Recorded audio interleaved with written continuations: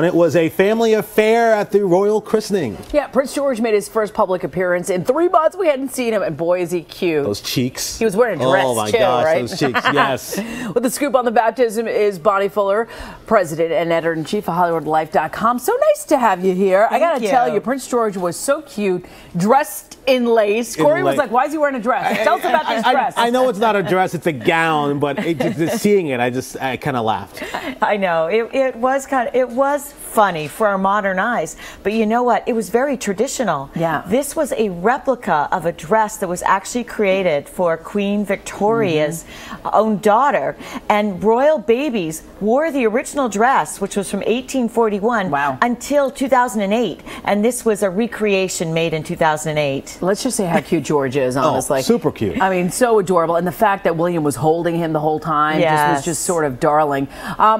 I was curious. There were 6 godparents, but Pippa and Harry were sort of left out. Why? Why the royal snub? I know, it seemed a bit like a diss. Yeah. Now at Hollywood Life, we investigated this because we didn't want there to be a diss. Turns out that what the tradition is that you don't usually choose somebody really close, or not like what we do. An aunt and an uncle. So the idea is they're going to be in Prince George's life anyway. So they wanted to name 6 other people that were close to them. Now they had a cousin, Zara Phillips. That was Prince William's cousin, and they actually had childhood friends, college friends. Their secretary. So that's very different because usually it's kings and queens and whatnot. They didn't want that. They wanted this to be very much a family affair, and they wanted people who were genuinely close to them and who would genuinely be close to Prince George. It's interesting how like sometimes it's tradition with the gown, and then sometimes it's not tradition. They're kind of going back and forth on traditional or not. Hey, let's talk about the location where this was held. St. James's Palace. I know that has some special significance.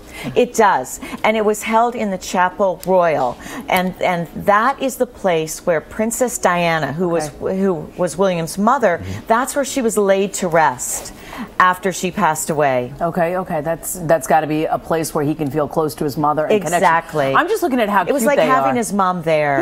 Yeah, and you know, he seems like such a hands-on dad, just like his mom was such a hands-on mother, and hopefully he will follow in that tradition. Just the fact that when they came out after the baby was delivered, they got in the Range Rover, he put the baby in the car seat, and then you see him holding him. Very different from the nanny situation that you saw in the past. Also, 4 generations were present, which we haven't seen in a long time. I don't know if we've seen it in centuries, to have the queen who sits on the throne and then to have 3 heirs in the same place. I mean, highly unusual.